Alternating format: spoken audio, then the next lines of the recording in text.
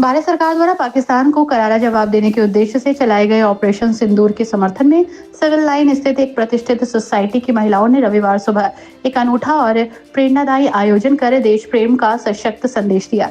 कार्यक्रम का आयोजन सोसाइटी के सेंट्रल कोर्ट में किया गया, जहां महिलाओं के साथ उनके परिजन और बच्चे भी उत्साहपूर्वक शामिल हुए।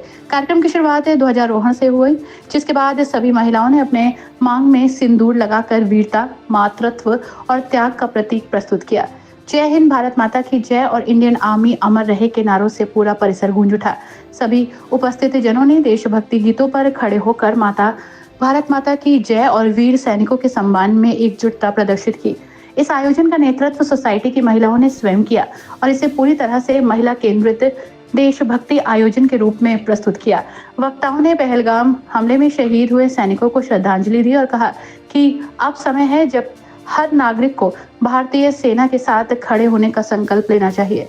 उपस्थित लोगों ने भारत सरकार और प्रधानमंत्री नरेंद्र मोदी द्वारा लिए गए साहसिक निर्णयों की सराहना करते हुए इसे आतंकवाद के विरुद्ध निर्णायक मोड़ बताया।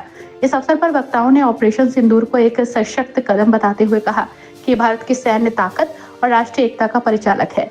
यह आयोजन न केवल एक भावनात्मक क्षण था, बल्कि ये दर्शाता है कि देश के भीतर हर गली, हर मोहल्ला और हर घर भारतीय सेना के साहसिक कार्यों में सहभागी है।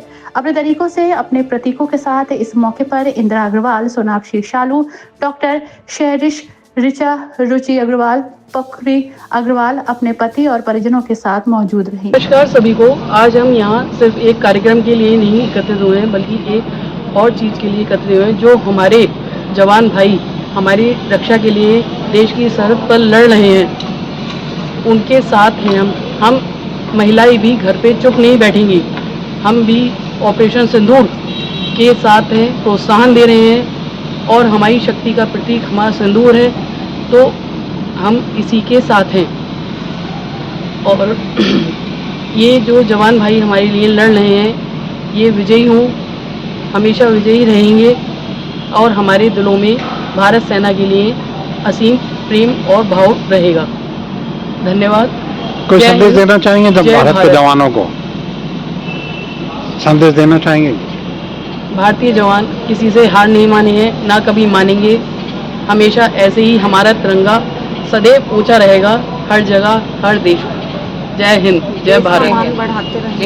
जैसा कि आपको पता है कि 22 अप्रैल को इतना कायराना हमला, इतना कायराना तरीके से निहत्ते टूरिस्ट को हमारे उनकी फैमिली के सामने, उनके पत्नियों के सामने, उनके बच्चों के सामने इतनी बर्बरता के साथ गोली मारी, जितनी बर्बरता के साथ उनकी हत्याएँ की, ऐसी कायराना हरकत करने वाले पाकिस्तान को हमारे देश के यशस्वी प्रधानमंत्री श्री नरेंद्र मोदी ने पहले तो सिखाया और उसके बाद उनके ऊपर ऐसा हमला किया उनकी रीढ़ की हड्डी को।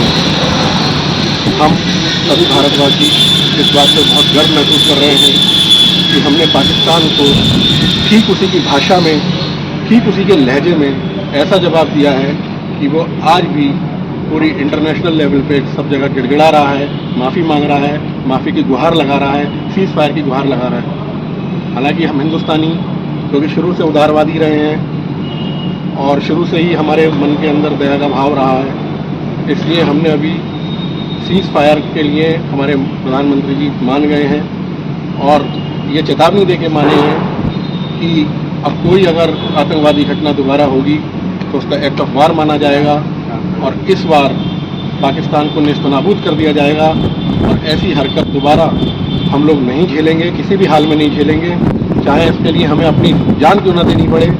हम पाकिस्तान को नेस्तनाबूद करके मानेंगे।